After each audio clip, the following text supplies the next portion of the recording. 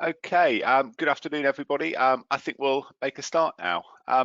So, for those of you who don't know me, my name's James Torr, and I'm a director at Ipsos. Now, in terms of this morning's webinar, I'm going to be taking you through a few introductory charts. Then my colleague Reece Carpenter is going to take you through the main body of the deck. Just, I suppose, a little bit of housekeeping before we start. If you've got any questions, please do write them in the questions box, and we can then tackle those at the end. Now, last year when we spoke to you, there was a big focus on COVID, and this year we're going to continue to explore this. We'll specifically look at how perceptions have changed and the impact that this has had on the GBI's businesses and their decision making. We're also going to look at ESG and podcast consumption. Now, before I hand over to Reece, I just wanted to spend a few minutes recapping on why this audience is so important and how we're providing you with more insight so you can better understand how to reach, communicate, and engage this audience. I think that the first thing to note is that the unique audience that GBI reaches. Look, it's senior business people in companies with 50 plus employees. Now, by definition, they're a niche group. They represent less than 1% of the population. But if you take into account things such as their influence, their spending power, and the budgets they control, they're a disproportionately important audience for B2B marketeers. And they also represent the key to profitability for many other sectors, such as finance, luxury goods and cars, airlines, and hotels. And we speak to over 13,300 global business influencers. That's across 30 markets in Africa, Asia Pacific, Europe, the Middle East, and the US. And look, when I talk about those most senior business people, they really are, okay? Almost 7 in 10 are C-suite. They're existing in companies with an average of almost 1,500 employees. And I've got 3 figures to follow that I really think just help to emphasize how important this audience are. So the first one's all about budgets. They hold the biggest budgets, and across 30 markets, these total $10 trillion. And to put that into perspective, it's not that far off the GDP of China. The second figure is all about net worth. Average net worth of 1.5 million. So lots of these people are high net worth individuals. These are the people that are vital to financial institutions and banks. And the last figure is all about their annual salaries, almost $500,000. So these are the people that are key consumers for high-end luxury. So I think it's fair to say that we're talking about a really fascinating audience, but an audience that is also extremely valuable and important to be able to better understand. And this is what we want to be able to help you to do. Now, as part of this, we consistently develop GBI. We refine it as well. And updates for 2021 mean that you can identify more C-suite titles. So examples of this are Chief Sustainability Officer. We give you the ability to target bigger companies as well. So we've expanded our top band to reach those companies with revenue of 25 billion or more. At the other end of the scale, we can also start to distinguish startup companies from those more established firms as well. We can look at the frequency by which they consume different media formats. We can also look at the languages in which they consume media. We're looking at podcast consumption by media brands. You can identify owners and those who are intending to purchase electrical and hybrid cars. And we can also see what tech devices they currently own or are intending to purchase. We've also got an attitudinal segmentation on the product as well. And it includes attitudinal groups that really includes new attitudinal groups, that really allow us to identify people that really get behind corporate social responsibility, those that are really up on data security, and those who drive change. And I think it's important to note on attitudes that they're really important, as if you're targeting people based on a much more effective and efficient way of changing people's behavior. I think something also that's worth reiterating is work that we did last year that's continued this year. And this is all about where we link the main survey that we run amongst these over 13,000 GBIs, which with the barometer survey. Now, the barometer survey, it's a separate survey we run, and it asks additional questions among 1,300 respondents. Now, this is going to give you 2 things. First off, there's more data, and it's all in the same place. So the insights are easier to access. But secondly, it's also going to give you richer insights as well. And the reason behind this is that there's potential to cross-analyze data from the different surveys. So for instance, you could look at how a CEO's business challenges differ to that of a CTO or a CIO. Or you could look at what are the luxury purchase drivers for those intending to purchase a watch worth $20,000 or more. Is it heritage? Is it provenance, etc.? So look, there's literally masses more insight on GBI to help you get a better understanding of this audience. I'm now going to hand over to Reece. Thank you, James. So now I'll highlight some of the latest insights regarding how global business influencers have adapted to COVID. So firstly, through a business lens, but then we'll see how this behavior has been translated into their personal lives as well. We'll also show you what role ESG, so environmental, social and governance, plays within their business and personal decisions. And lastly, we'll finish up by highlighting some key takeouts around podcast listening behaviors. So firstly, we wanted to start by comparing our latest data to that of last year. In our 2020 launch last year, we showed how the levels of threat to GBI personally altered by market. And when comparing this to our latest data, we can see here that there have been some shifts in perceptions, with shifts more noticeable in some regions than in others.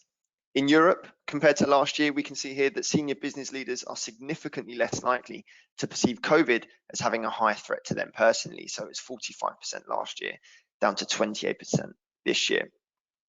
In fact, Europeans record the lowest levels of perceived personal threat of all GBI. And I think it's fair to say that certainly the vaccine rollout has been quicker in some markets than in others, which is probably, well, which probably helps to explain these differences that we see here. In the US, they ranked very highly last year for their perceived levels of threat at 54%. But we also see a big reduction here versus last year as well. Again, the vaccination rollout appears to be going well, with around 60% of the population having had at least their first jab. But still, let's not hide from the fact that perceived threat remains relatively high in the US at 42%. But certainly this downward shift versus last year shows that things are going in the right direction. And as for Asia Pacific, well, personal threat levels are exactly the same as what they were last year at 41%. But actually, there are some really interesting differences between Asian countries that I'll come on to in just a second. And lastly, Africa. Well, it's the only region where we've actually seen an increase in perceived levels of personal threat. And the threat levels here are greater than those that we've seen across any other region. And here we can see those differences between Asian Pacific markets that I just mentioned. And threat levels are much higher in countries such as the Philippines and Indonesia, as we can see here, than they are in China and Japan. And I think that's absolutely key here, because markets within the region have had very different experiences during the pandemic. So as an example, in May, so just before fieldwork began, India were recording up to 7,000 deaths per day. And although Australia, for example, haven't seen anywhere near as many deaths, they have been very strict with lockdown and various restrictions. So certainly, whilst cases have been relatively low in Australia, residents and therefore businesses, of course, have definitely felt the impact of the virus. And of course, the vaccination progress of each market will have a big impact on perceptions. And when looking at Africa, I think it's absolutely clear why people are so concerned about the threat of COVID to them personally. As we can see, the vaccination progress within the continent hasn't really progressed as much as what we may have seen elsewhere. So global business influencers all think differently about the pandemic and how it's impacted them personally, and that'll be based on where they are in the world and at what stage of the pandemic they're currently at. So we really need to bear these sensitivities in mind when doing business, when doing global business, and when targeting this audience. So now looking at the threats to their country, there's even more optimism this year in Europe and the US, as we can see, where perceptions are, again, probably a reflection on how well the vaccinations are going. Things are starting to reopen, restrictions on foreign travel are lifting, etc. However, the US, as we can see here, are under no illusions, with around half still saying that the pandemic represents a high threat to their country. In APAC, again, very interestingly, we see very little variation between the threat to their country this year versus last year. But in Africa, although there's been a reduction here in the threat levels compared to last year, 6 in 10 African GBI still rate the threat to their country as being high, which again is far greater than what we see elsewhere. And the lower their threat levels are, the more optimistic they are about the economic condition of their country.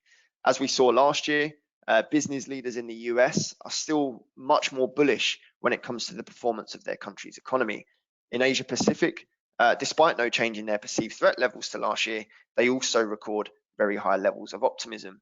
European GBI, on the other hand, are cautiously optimistic at 54%. And lastly, around half of African GBI feel positive about the economic outlook of their country, which is the lowest levels seen across all markets. So that was the effects of COVID on them personally and also on their country. We'll now talk about what impact it's had on their job and on their business. So when asked the extent to which COVID represents a threat to their business, the pattern again is fairly consistent with what we've seen before. Business leaders in Europe are the least likely to think that the pandemic represents a high threat to their business. In the US, again, we see big levels or big reductions in the levels of perceived threat that we saw last year, whilst things again in Asia Pacific are basically aligned with what we saw 12 months ago. However, in Africa, there appears to be an even bigger threat to business this year versus last year, and it's quite a significant jump as well, up from 46% to 57%, especially where other markets have either become more optimistic or at the very least have maintained consistency in perceived levels of threat to their business. So there's a degree of sensitivity here that really needs to be considered when communicating with senior business leaders. They live in different parts of the world and are obviously experiencing different restrictions or variations of lockdown. And what it means is that this, for targeting this audience, a one-size-fits-all approach is unlikely to work. And so communications, therefore, will need to be tailored. So what do these threat levels mean for the challenges that their businesses are facing? Well, focusing on Asian Pacific business leaders, not only are they no more relaxed about the threat of COVID to their business, but they're also as likely to say that a public health crisis on the far left-hand side of the screen here represents a key challenge to their business as they were last year. It was 43% last year, and it's down very slightly to 39% this year.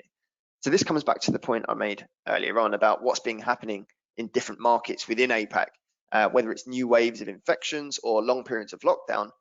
These are the types of things that are certainly causing concern amongst business audiences, which we're seeing reflected in their challenges here. And as in other regions, the challenge of navigating through COVID is supplemented with what we call these business fundamentals. So challenges associated with technology and security still play an important role in their challenges today as they did pre-COVID. And looking ahead 5 years, a public health crisis is still expected to feature as a key challenge. If you remember from the previous slide, we said that 39% of APAC business leaders highlighted it as a challenge. Now, in 5 years, that number is expected to reduce to 26%. And although this is definitely a positive shift, it's still expected to be one of the key challenges that they're facing in years to come. And for context, this 26% that we can see on the screen here is a lot higher than what we see in Europe and the US, and it's actually in line with what we see in Africa. So for Asian Pacific GBI, the expectation is that the effects of COVID are still likely to have an impact over the long term. And as with GBI and other regions, these business fundamentals that I spoke of are still set to play a role in years to come. So these are the challenges that they're facing now and what they're expecting to face in the future. But what does this mean for their corporate spending? Well, spend over the past year has increased in areas such as product development, in IT and remote working. And these are all very much linked to the business fundamentals of innovation and tech advancements. But actually, there's been somewhat of a revival as well.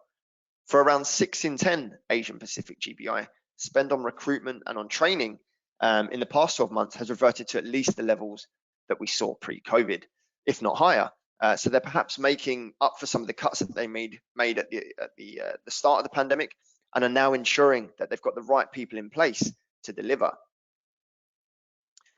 And looking forward, there's even more optimism. IT and tech will, of course, continue to be huge for this audience. Between 5 and 6 in 10, roughly, are expecting a revival on both company events and on company travel. But importantly, spend on marketing and advertising is expected to reach at least the levels that we saw pre-COVID. So their willingness to spend really makes the next 12 months absolutely pivotal for reaching this audience. Things look like they are starting to return to normal, or at least that's the expectation of many GBIs, particularly those in Europe and the US. So now is certainly the opportunity to engage with them. And when you do engage with them, these are the values that matter most. The importance of innovation here really shows that they're committed to production, but we can also see that they want to have professional relationships built on both trust and honesty, especially during a time where there's still relative uncertainty. And so on to another area that these people really value, which is ESG, environmental, social, and governance. For Asian Pacific GBI, over the past year, a large proportion saw spend in this area reach at least the levels that we saw pre-COVID. But on top of this, it's also an area where they expect to spend big in the next 12 months as well. So why is ESG an area where these senior business audiences are willing to spend big corporate budgets? Well, aside, of course, from doing good for the planet and for society, they reference a number of benefits that these policies have on their business. For example, as we can see here, they say that it makes them a more attractive employer, it enhances their reputation, and it helps to engage employees. But ESG isn't just important within their business, it also plays an important role in deciding who they do business with. For Asian Pacific GBI, 68%, as we can see here, say that this is important. And for context, this increases significantly to 81% in the US. And of those who implement an ESG policy, they say they're taking action in areas such as improving working conditions, pollution, and mental and physical well-being. And in addition to having these ESG policies in place, the vast majority of GBI, irrespective of where they are in the world, are also trying to be more proactive when it comes to diversifying their workforce, reviewing gender pay gaps, and monitoring the greenness of their supply chains. However, ESG and sustainability isn't just important from a business perspective. Around a quarter of GBI say that having a positive impact on the environment is also one of the 3 most important factors when investing their own money as well. But actually, it's really important to note that for these people, when they make personal investment decisions, it's ultimately about making more money. Yes, around 1 in 4 say that it's important to have a positive impact on society, but as we can see here, their main priority is both securing money and maximizing returns. And this quote here from Larry Fink sums it up quite nicely. He talks here about the role of sustainability in firstly building more resilient portfolios, but also getting better returns ultimately. And their ambition to enhance their financial portfolios helps to explain why over the past year, half of global business influencers have taken greater risks in their personal investments. I suppose it's during times like this, during times of disruption and market volatility, that these people actually see opportunities for growth. So they're still your most valuable audience from a business perspective, but this also really emphasizes their importance from a consumer and a personal finance lens as well. And moving forward, they're optimistic about their personal financial situation, and they expect the value of their financial investments to grow or at least remain the same in the next 12 months. And to add further evidence of that bullishness amongst US GBI that I mentioned earlier on, these figures increased to 84% and 96% respectively. But even still, as we can see here, the outlook for Asian Pacific GBI is still very positive. So what does this positivity mean for the way in which they spend their disposable income? Well, reassuringly, spend across a number of areas is expected to at least reach the levels that we saw pre-COVID, and positively, a proportion even expect spend in these areas to be higher than what we've seen previously when it comes to things such as personal investments, leisure travel, and luxury goods. So despite living in a pandemic, this audience have coped fairly well financially. They've definitely got money to spend, and so they're certainly still key for sectors such as luxury and travel. In this last section then, I'd like to talk to you about GBI's media habits with a particular focus on podcasts. One of the changes we've made this year is to introduce a question of the reach of brand-specific podcasts. So you're able to go beyond general podcast listening behaviors and really begin to identify what podcasts they're most likely to be listening to. Among Asian Pacific GBI, podcasts are quite clearly very popular, and I think it's fair to say that COVID has certainly accelerated their growth. And of those who have listened to a podcast in the past year, we can see here around half say that they listen daily. So for brands wanting to reach these senior business audiences, it's certainly worth at least considering podcasts as part of your marketing mix. And when you consider the very busy lives of this audience, it's no wonder they like to put their feet up occasionally. And that's exactly when they're most likely to be listening to podcasts. But they also listen when they work, as we can see here, when they travel, and even when they're doing the gardening and other chores around the house. But what types of content are they most likely to be listening to? Well, they listen to topics that are of interest to them personally, as we can see here, such as music, TV, and film. But I think I mentioned this last year, actually, for those who saw the webinars of last year. These senior business leaders never truly switch off. So personal interests aside, they also listen to podcasts that are perhaps linked to their jobs and their business, which is why we see topics such as science and technology and business and the economy also rank highly too. So not only does this data really help us to understand more about this audience from a personal standpoint, but it's also very useful in knowing how we can reach them as well. And look, we show this chart almost every year, but really let's not forget how diverse their media habits really are. Here we can see platforms accessed in the past day. Of course, digital consumption on the right hand side of the screen here is huge, and podcasts will no doubt be playing a big role. But really, we can't ignore the importance of more traditional media when it comes to communicating with this audience as well. As we can see, both print and TV set consumption is still very common, which means that they mustn't be overlooked despite the dominance of mobile and other digital formats. So before we take any questions, I just wanted to summarize some of the key points that we've made today. Firstly, it's absolutely essential that we consider the fact that different countries and regions around the world will be at different stages in their response to COVID. In Asia Pacific, we see lots of similarities actually between this year and last year when it comes to threat levels and business challenges posed by COVID. But globally, the story really varies. So we need to be to sort of bear these in mind when communicating with this audience. Next, ESG isn't only important within their business, but it also determines who they work with, and it also plays a role in their personal financial behaviors as well. And based on what we've seen today, we can expect that it's only going to become even more important in the coming years. Therefore, ESG really needs to be factored in as a criteria when you're speaking with these people or when we're launching new products. And lastly, with the GBI survey reflecting current business and consumer trends and also giving us a view on media consumption habits, our data is unrivaled in helping you to understand and target this audience.